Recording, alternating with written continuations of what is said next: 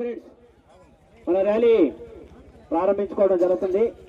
ఈ ర్యాలీ క్రమశిక్షణగా జరిగితే మనకు మంచి క్రమశిక్షణగా ఎర్రజెండా నీడనుండేటటువంటి కార్మిక వర్గం అంతా కూడా వెంకటగిరిలో ఎరుపుమయంతో క్రమశిక్షణగా జరిగింది ర్యాలీ అనేటటువంటి పేరు ప్రతిష్టలు మనకు దక్కుతాయి. కాబట్టి చివరి వరకు లైన్ వదలకుండా ఈ నాయకులు మాట్లాడేది అయిపోయేదాకా ప్రతి ఒక్కరూ ఉండాలి. ర్యాలీ అనంతరం మన ఎంపీడీఓ ఆఫీస్ వద్ద బహిరంగ సభ ఉంటుంది. ఈ యొక్క లేబర్ కోడ్స్ వల్ల కార్మిక వర్గానికి జరిగేటటువంటి నష్టం ఏంటి, ఈ నష్టం ఏంటి, ఈ వివరాలు కాకపోతే ఇక్కడ ఏంటంటే క్రమశిక్షణగా ర్యాలీ జరగాలి. మేము ముందుండాలి, మేము ముందున్నాడు అనేటటువంటి పద్ధతి కాకుండా మనం ముందుండాల్సింది పోలీసు వాళ్ళతో చోట్ల ఇవ్వకూడదు, జైలు పోయేటప్పుడు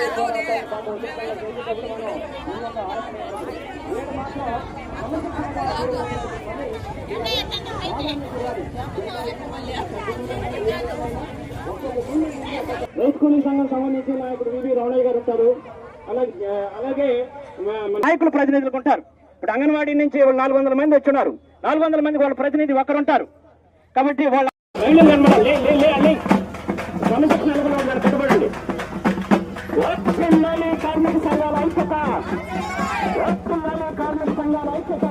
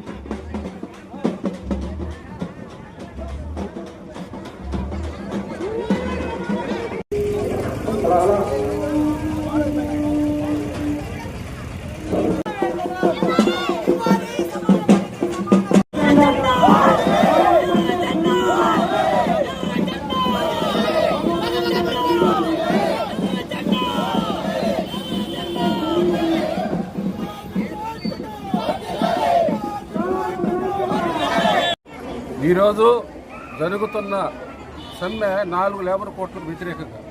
అయితే 4 లేబర్ కోట్ల వల్ల ప్రమాదం ఏంటి కార్మిక వర్గానికి మాత్రం నేను కలుస్తాను. స్వాతంత్రం రాకముందు, స్వాతంత్రం వచ్చిన తర్వాత ఆ కాలపు నాయకులందరూ కూడా, కార్మికులందరూ కూడా అనేక త్యాగాలు చేసి ఉరికంబాలకి పోలీసు కాల్పులకు గురి అయ్యి జైలుకు పోయి రకరకాల ఇబ్బందులు పడి 44 చట్టాలు సాధించుకున్నారు.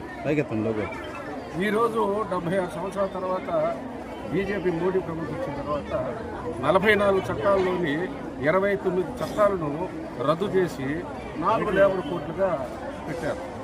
చట్టము అనేది దానికున్న విలువ వేరు, కోడ్ అంటే స్మృతి దీనికున్న విలువ వేరు. ఆ పేరులోనే స్పష్టంగా తెలుస్తాను. ఏంది ఇప్పుడు వచ్చిన 4 కోడ్ల ప్రమాదం ఏంది? ఒకటి, కార్మికులు యూనియన్ పెట్టుకునే హక్కును పోగొట్టుకుంటారు. ఒకవేళ పెట్టుకున్న తనిఖీ పేర్లతో దాన్ని రద్దు చేస్తారు. అదేవిధంగా 136 సంవత్సరాలుగా మనం అనుభవిస్తున్నాం 8 గంటల పని మేడే. 136 సంవత్సరాల తర్వాత ప్రపంచంలో ఎక్కడ ఎవరు చట్టం తేలా, భారతదేశంలో మోడీ ఈ కార్మిక వ్యతిరేకి చంద్రబాబు నాయుడు రద్దు చేసేసి 10 గంటలు చేయండి, 12 గంటలు చేయండి. దానికి గంటలు పెంచినా కానీ కూలి పెంచినారా? కూలి పెంచారు. కనీస వేతనం 26,000 కావాలని మనం డిమాండ్ చేస్తున్నాం. సుప్రీంకోర్టు కూడా ఇది న్యాయమని చెప్పి కూడా చెప్పడం జరిగింది. సుప్రీంకోర్టు అన్న దూరం ఇచ్చి 26,000 మనం అడుగుతున్నాం. ఇప్పుడు పార్లమెంట్లో ఏం చట్టం చేశారంటే, ఒక రోజుకు 178 రూపాయలు ఉంటే ఒక మనిషి బతికిపోతాడంట. చూడండి ఎంత విచిత్రంగా ఉంది. ఒక రోజుకు 178 అంటే ఒక నెల జీతం ఎంత ఉంది? 4,628 రూపాయలు. ఇది సాధ్యమా? 4,028 రూపాయలతో కార్మికులు బతకగలరా? 4,028 రూపాయలు, 628 రూపాయలు ఇంటి బాడికే సరిపోతుంది. వాళ్ళ అన్నమేం తినాలి, బొట్లేం కట్టుకోవాలి, వాళ్ళ బెడ్లెట్ చదివించాలి, వాళ్ళ విద్య వైద్యం ఏ విధంగా చేసుకోవాలి? ఇది ఏమైనా మనుషులు మాట్లాడమాట? ఇది రాక్షసత్వం కదా. కూలీల పైన కడుపుకుంటారు. 13 లక్షలు, 14 లక్షలు మేము ఫస్ట్ అని చెప్పి నిమిషానికి 60 కోట్లు సంపాదించేటువంటి బడా షాపులు వదిలేసి 12,000, 13,000 చేసుకున్నటువంటి కూలీల పైన ఇంత దుర్మార్గమా? అదేవిధంగా కూడా ఈరోజు అనేకమైనటువంటి భవన నిర్మాణ కార్మిక చట్టం రద్దు చేశారు. ఏంది భవన నిర్మాణ కార్మికులు?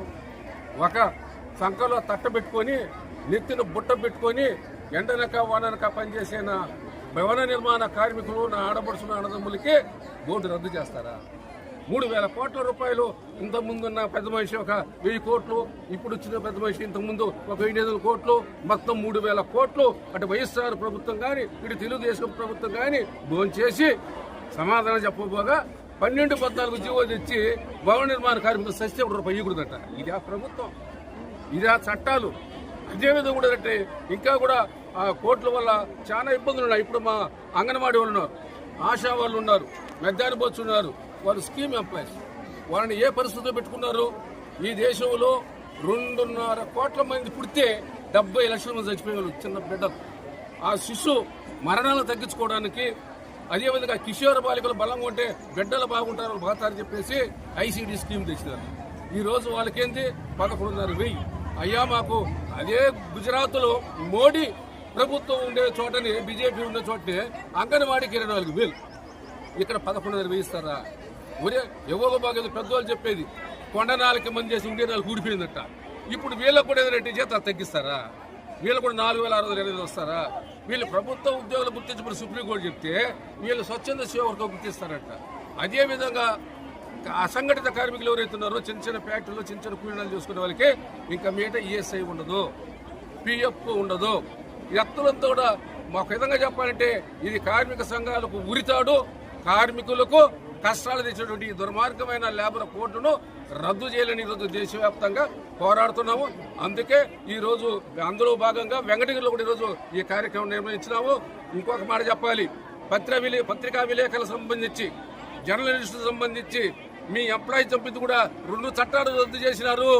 మీరు గమనంలో పెట్టుకోండి. ఇదేదో మాకు కార్మికులకు ప్రజలకు కాదు, జర్నలిస్టులు కూడా 2 చట్టాలను ఈ కోర్టు రద్దు చేసింది. కాబట్టి జర్నలిస్టులు కూడా మీ హక్కుల కోసం మీరు పోరాడాల్సిన అవసరం తెలియజేస్తూ మేము సెలవు తీసుకున్నాం. కాబట్టి